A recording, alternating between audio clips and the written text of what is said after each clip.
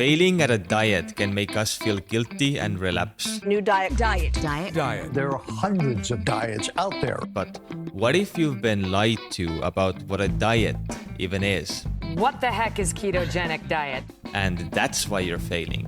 There is hope for you. We fail at dieting because of self-doubt, relapse, and negative emotion.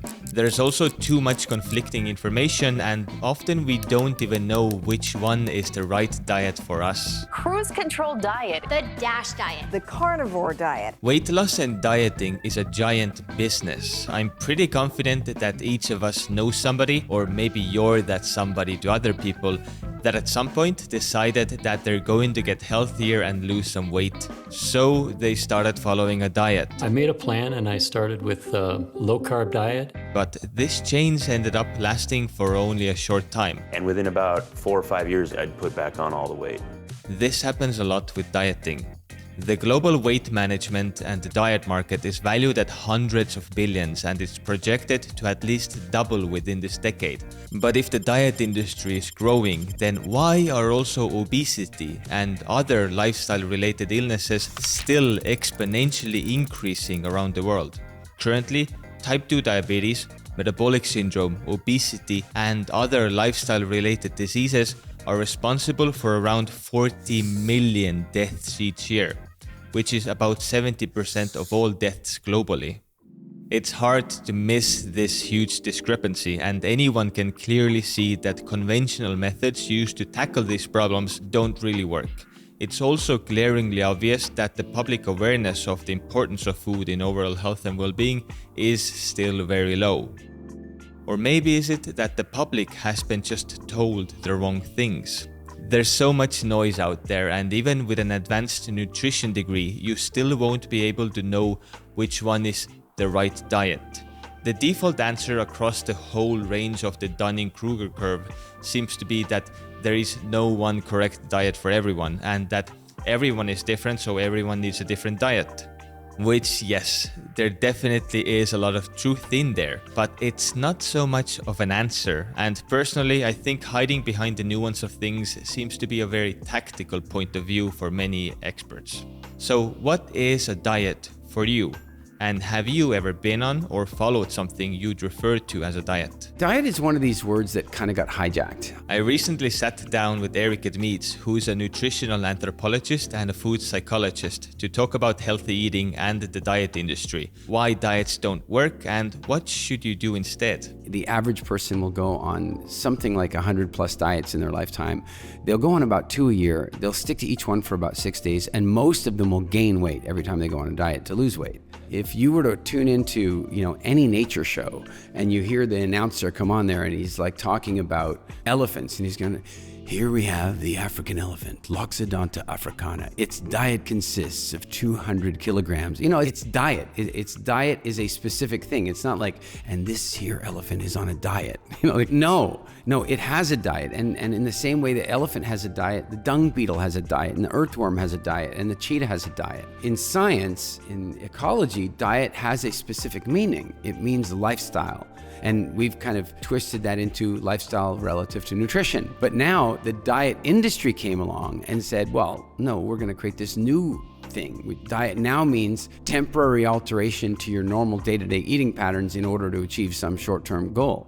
In that respect, no, they don't work. The mainstream media and also predatory businesses thrive on feeding us eccentric dietary recommendations on every end of the extreme. And this ends up making the whole topic way more confusing. So we end up ping-ponging from an eating pattern to another, as we rarely manage to maintain these dietary changes. But that's the problem, that all modern diets have the same problem, which is that they are all an abrupt change to habit and mentality, which ultimately require willpower to be maintained. It's very popular these days to say that willpower doesn't work. The truth is, willpower works just fine. Willpower is an incredibly powerful tool for human evolution and personal change, but it's a misunderstood tool, and people think that they can use willpower to create massive changes in their life. And what willpower is really there to do is to create small incremental improvements and small incremental changes. So, modern diets do not work, since ultimately they're all reliant on willpower.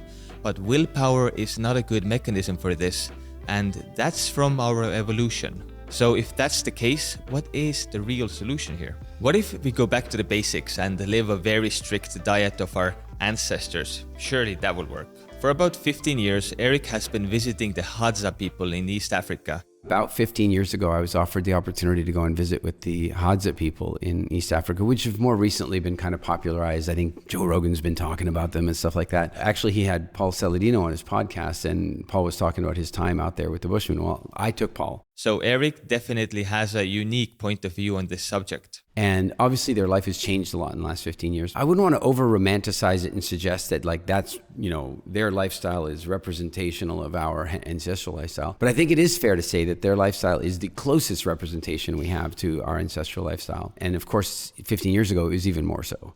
So yeah, I've been pretty dedicated to getting to the bottom of a lot of the questions I had about food and health. You no longer live in the environment that your DNA evolved in. You just don't. If you and I, went off hunting and we got ourselves a mammoth and we're sitting there and it's time to eat, the trouble is that there are large scavengers and other predators that are coming. We can't just sit there and go, wow, this is yummy. We got to be eating like this. We got to be looking around. I'm eating this and I'm keeping an eye out. And so we've gotten very good at unconscious eating in order to maintain conscious awareness of the threats around us.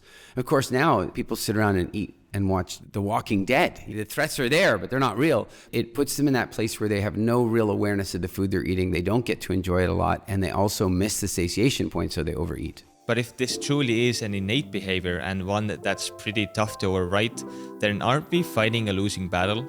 In effect, we are. And we've also been conditioned to easy and convenient eating, where it's just something we do alongside other activities or to pass time. That's our modern lifestyle and our modern diet. It doesn't have to be that way though. Sure, it's not as simple as switching to an ancient lifestyle. That's much too abrupt for the average person. But there's gotta be a better way, right? A way to, over time, improve our lifestyle and our diet for the better.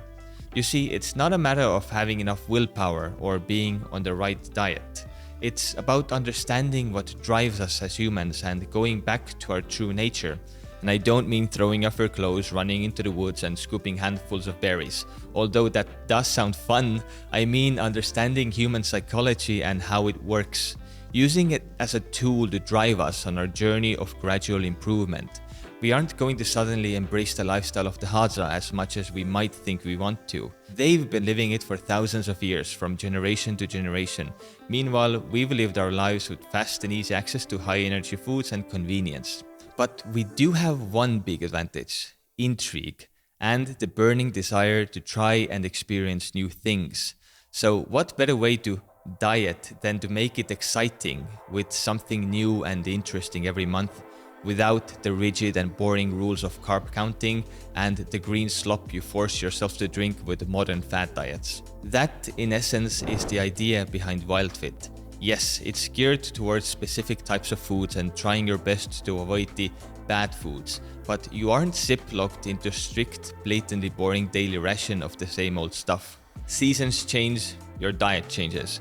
Just like how animals in nature eat different foods available at different points in the year, humans did the exact same thing. Fruits might taste great and seem healthy, but they're high in sugars and energy.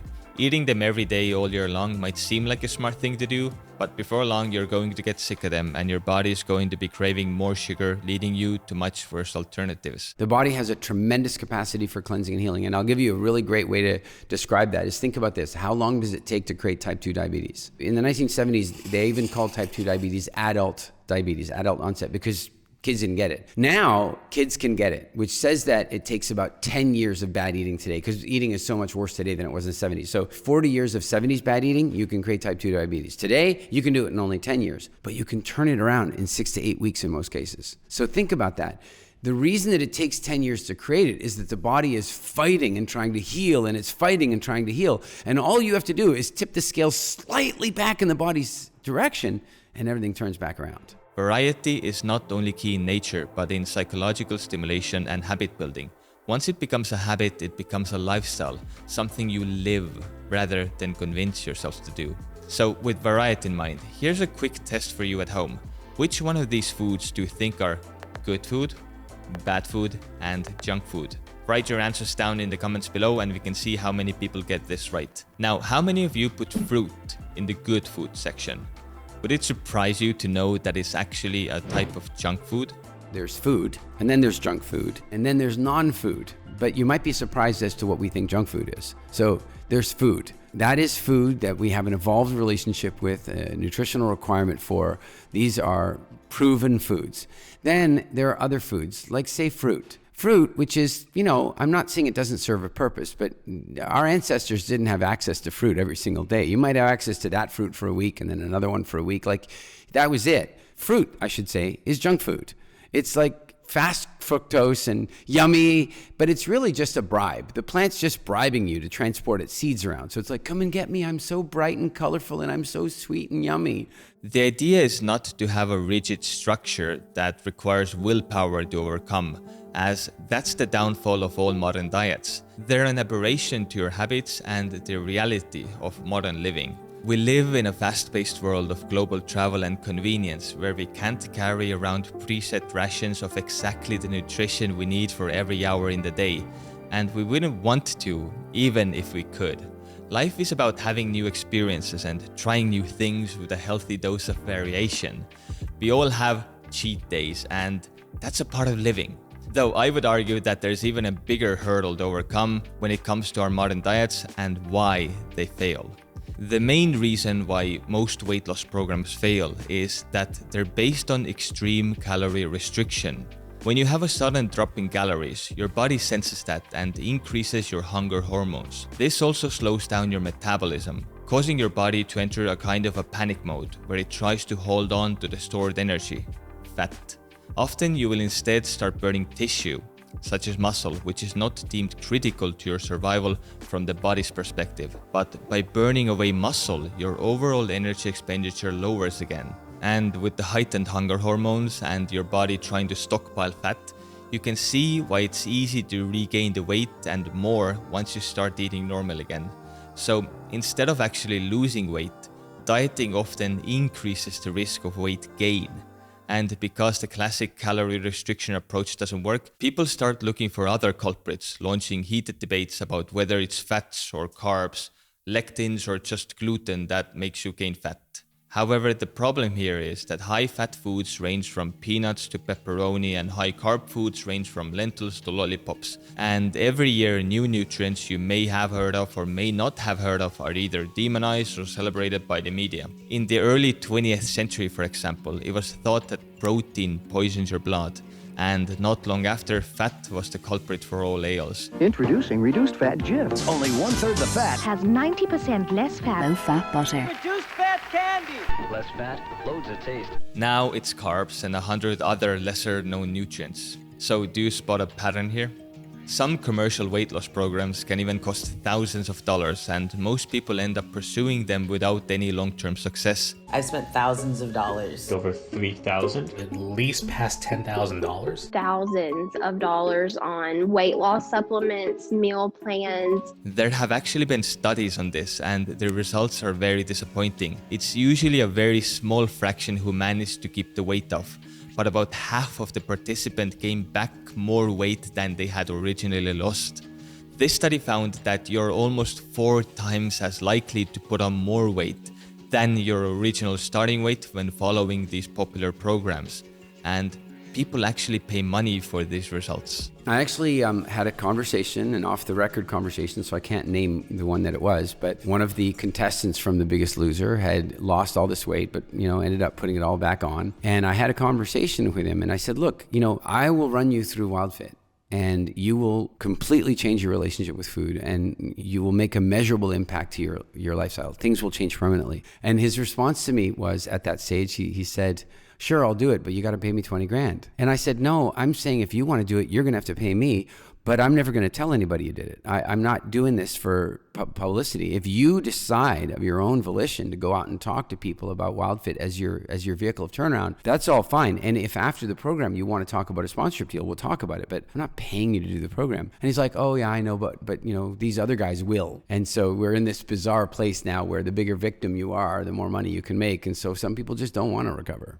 Yeah, and then I hate to say it, but there's the built-in incentive to regain the weight and do the whole thing again. There are countless examples of people making successful lifestyle change, and the beneficial results of weight loss and improved mental health are self-evident. It doesn't really matter what people want to achieve in the world. If they want to be the best parent, they want to be the best husband, wife, they want to be the best child, they want to be the best business owner, most successful, they want to write books, make movies, launch a podcast. It doesn't matter what you want to do in the world. The most valuable investment you can make in your success in any endeavor is to have a healthy body and balanced metabolism. That's it.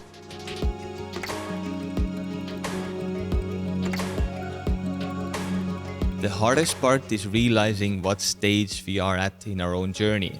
Simply deciding to start running 10 kilometers a day while simultaneously adhering to a cold turkey diet and supporting that with a calorie deficit is never going to work. Being aware of our limitations and what motivates us to commit to change is the first and by far the most important step in changing your lifestyle in an organic and lasting way. What would somebody from 200 years ago pay to live your life today? A pharaoh of Egypt didn't have it good enough compared to what we've got today, right? Like, it's incredible. We live in the safest, most magical, most best times in the history of ever, and yet antidepressant use, alcohol addiction, and suicide, and all these things are like, what's going on? What's going on is the easier life gets, the harder it becomes to live. The current lifestyle-related health crisis needs an effective, long-term dietary and lifestyle intervention that has proven beneficial effects on metabolism and disease while also promoting long-term adherence. There is a long list of people and groups in history claiming to have seen the light and come up with the next wonder diet or mindset to beat all forms of health ailments. Could WildFit just be another one? Maybe. But what it does offer that none of the rest do is a truly natural approach to the human diet, incorporating lifestyle, food psychology, community, and realistic approaches to health.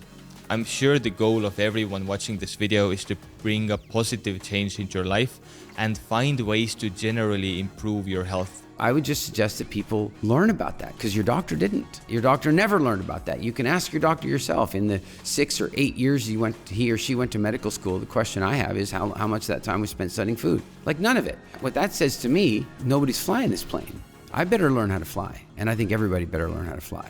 Everybody better begin to develop their own understanding of nutrition and take charge of their health, because the food manufacturers don't give a damn about your health. They care about their profits. The pharmaceutical industry is no better. Maybe you failed at diets before, or you're looking for that eureka moment that turns your life around. But usually it's not that straightforward.